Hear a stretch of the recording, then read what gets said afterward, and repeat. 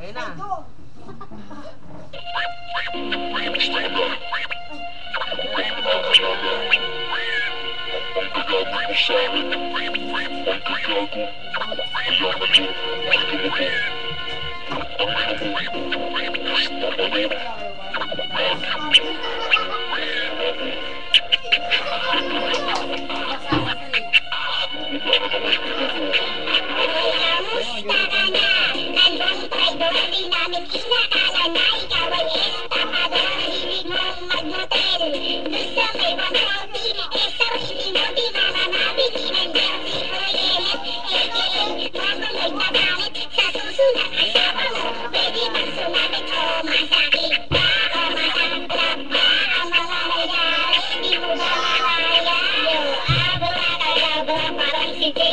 Di mo na lang tulungan ang tatay mo magtinda ng sining at nanay mo ay teacher. Pero ako ay pusher.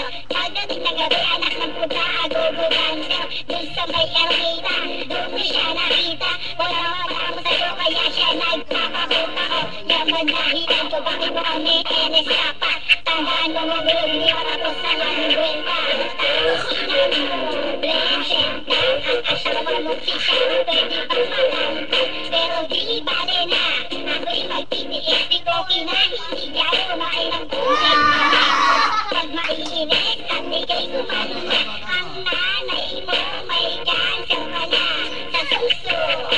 Dahil sa kadalamas, magtitisiya ng araw na may hinugas.